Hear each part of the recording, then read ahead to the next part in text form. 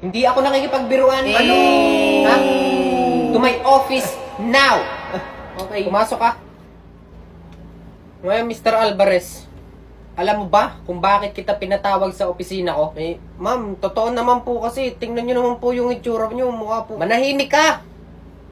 Dadali ka na naman. Pinatawag kita dito sa opisina ko kasi masyado ako nasaktan sa mga sinabi mo. Masyado mo akong pinahiya sa mga estudyante mo. Ano na lang iisipin nila sa akin?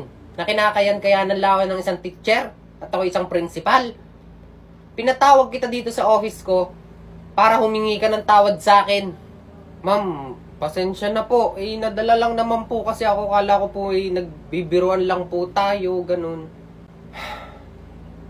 Sige. Hayaan mo na. Total, mukhang tama ka naman. Pangit ang ugali ko.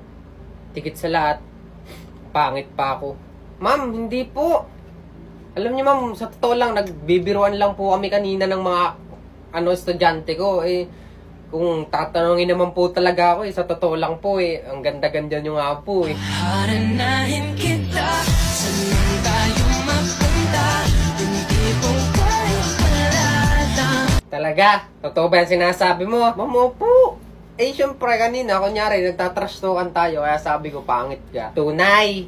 Tunay. Opo, ma'am. Promise. Ang ganda nyo po. Mag-ano lang po kayo, magsuklay. Ito naman, no? Sadyang, alam mo ba, mabilis ako ma-attract sa mga katulad mong palabiro.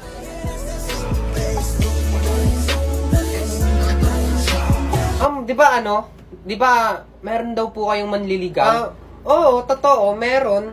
Pero, baka patigilin ko na rin yun. Kasi, parang gusto ko, ikaw na lang yung manligaw sa akin. Haranahin kita, saan tayo mapunta. Ma'am, wait lang. Parang, kanina pa tayo nag-uusap parang iniisip ko, parang nakakausap kita. Actually, ako din Feeling ko, parang ang tagal mo na, parang familiar ka sa akin. Parang, ikaw yung nakakausap ko sa timo. Haranahin kita, saan tayo mapunta. Small world! Oh my God, kaya nga!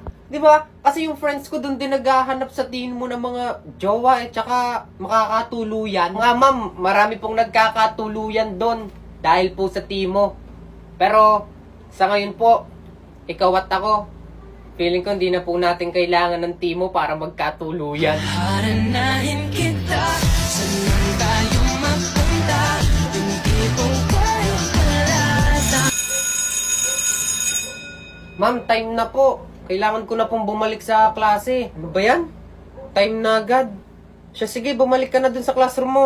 Basta, mamaya, babalik ka dito ha. Mo, ma'am. Babalikan kita. Haranahin